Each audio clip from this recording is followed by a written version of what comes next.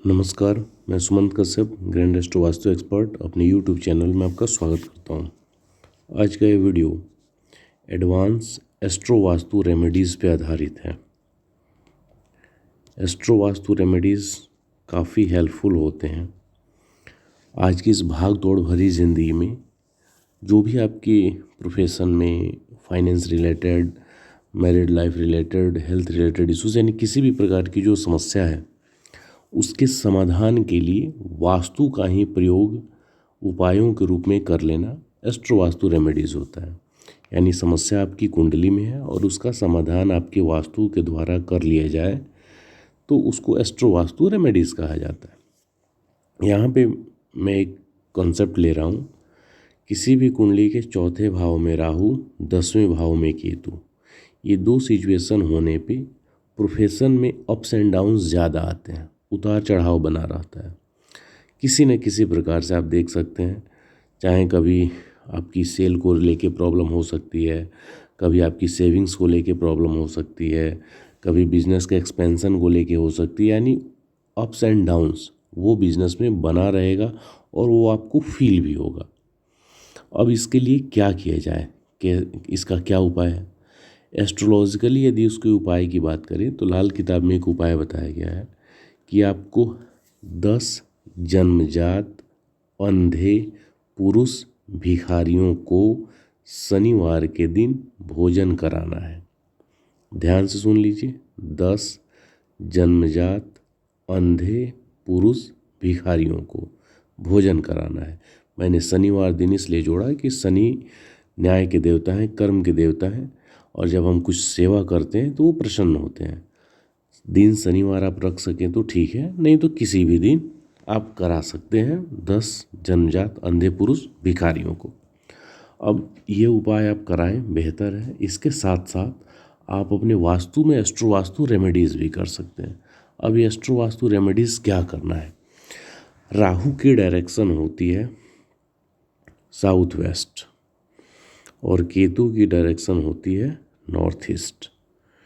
तो ये south west और नॉर्थ ईस्ट, ये दो जोन आपके घर के काफ़ी रेस्पॉन्सिबल हैं आपके जीवन में अप्स एंड डाउन्स लाने में।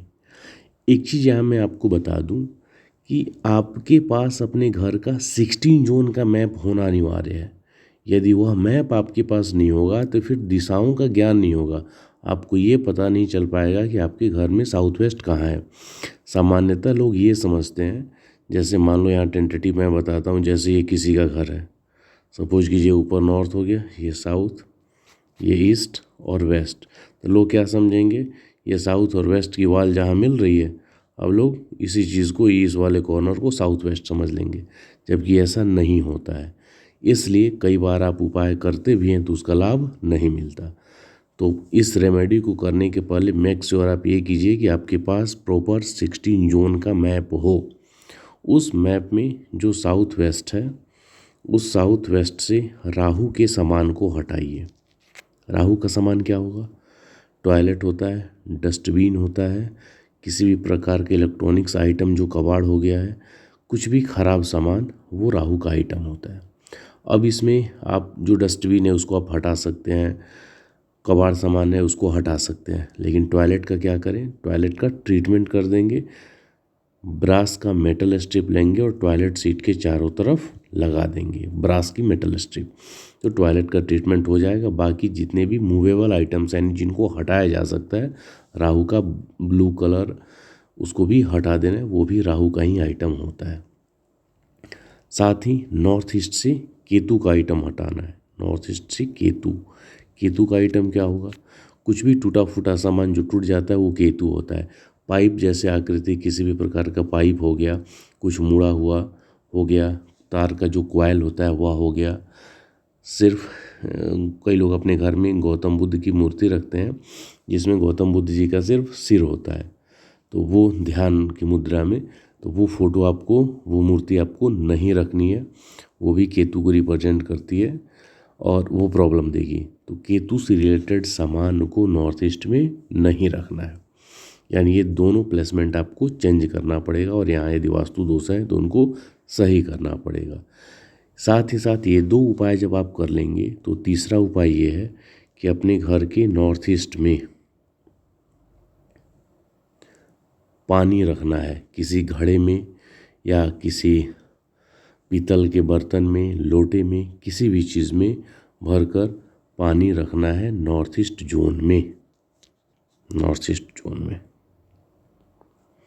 ये जब उपाय आप करेंगे तो डेफिनेटली जो अप्स एंड डाउन्स होता है उसमें चेंज आएगा, यानी उसका जो रिज़ल्ट है, उसकी इंटेंसिटी जो है वो काफ़ी हद तक कम हो जाएगी। यानी इस रिज़ल्ट को हम कम्प्लीटली रोक तो नहीं सकते, लेकिन इसके प्रभाव में परिवर्तन ज़रूर ला सकते हैं। ये मेरा टेस्टेड उपाय है, आप इसको ट्राई करके देख सकते हैं, लेकिन आपके पास मैप होना अनिवार्य है। इस बात का ध्यान आप रखेंगे। साथ ही साथ आप अपनी महादशा के हिसाब से भी कुछ चीज़ों को ऐड कर सकते हैं। जैसे इस कुंडली के हिसाब से मैं बताऊं तो दशा इनकी चल रही है अभी बुध की, ठीक है। तो अब सिंपली हमें ये देखना है, 1 मिनट, लग्न कुंडली पे हम आ जाते हैं। बुध इनकी कुंडली में बैठा हुआ है, 11वें भाव में बैठा हुआ है और बुध शुक्र के साथ बैठा हुआ है। वैसे हमें उस चीज़ पे नहीं जाना है। बुध यदि 11वें भाव में है तो आप अपने घर के नॉर्थ डायरेक्शन में, बुध 11वें भाव में होने पर नॉर्थ डायरेक्शन में बुध से संबंधित कुछ भी आइटम रख लीजिए। एक ग्रीन सीन लगा दीजिए, ग्रीन सीनरी आप लगा सकते हैं, तुलसी का पौधा रख सकते हैं, या आप ग्रीन लाइट लगा सकते हैं। कुछ भी ग्रीन आप वहाँ पे नॉर्थ डायरेक्शन में ऐड कर लीजिए। नॉर्थ में ड्रिल करके पन्ना डाल सकते हैं, पन्ना का उपरत्न होता है ऑनेक्स, वो आप डाल सकते हैं। कुछ भी वहाँ पे ऐड कर देंगे तो ये भी आपकी स्थिति को, यानी जो फाइनेंशियल पोजीशन है उसको बढ़ाएगा। उम्मीद है आपको कॉन्सेप्ट समझ में आया होगा। आप किसी भी प्रकार की कंसल्टेशन के लिए मेरे व्हाट्सएप नंबर 99555792 पे कांटेक्ट कर सकते हैं। मैं ऑनलाइन वास्तु कंसल्टेशन भी करता हूं और इसकी चार्जेस 15,000 से लेके 42,000 तक होती है। ये डिपेंड करता है कि आपका घर कितने मंजिल का है, कितने फ्लोर का है और उसका एरिया कितना है। आप जब मुझे व्हाट्सअप करेंगे तो वो पूरा डिटेल्स मैं आपको भेज दूंगा। इसमें जो मैं कंसल्टेशन देता हूँ, ऑनलाइन कंसल्टेशन, इसमें आपकी वास्तु की रेमेडीज़ होती है, यानी मैं आपको बताता हूँ कि ये प्रॉब्लम है और आपको ये उपाय करने पड़ेंगे। उस उपाय के लिए जो रेमेडीज़ होती हैं वो अमेज़न पे अवेलेबल है, वहाँ से आप लोकल मार्केट से कहीं से भी खरीद सकते हैं। साथ ही साथ जो आपकी कुंडली होती है, उस कुंडली के आधार पे मैं एस्ट्रो वास्तु रेमेडीज़ भी सजेस्ट करता हूँ। यानी जो मैं ऑनलाइन वास्तु कंसल्टेशन आपको देता हूँ, इसमें आपके वास्तु दोषों की रेमेडीज़ मैं आपको गाइड करता हूँ कि कैसे करना है। साथ ही साथ आपकी कुंडली आधारित जो एस्ट्रो वास्तु रेमेडीज़ होंगी वो भी मैं सजेस्ट करता हूँ, और जो कुंडली रिलेटेड जेमस्टोन्स या और भी जो उपाय होंगे वो भी बताता हूँ। साथ ही साथ 3 से 4 महीने तक एक फॉलोअप भी मैं देता हूँ, यानी आपके रिज़ल्ट में चेंज आने तक मेरा और आपका साथ बना रहता है। तो आप यदि चाहें तो मेरे इस ऑनलाइन वास्तु कंसल्टेशन सर्विस को भी ले सकते हैं। बने रहिए, मिलते हैं कुछ और वीडियोस के साथ। धन्यवाद।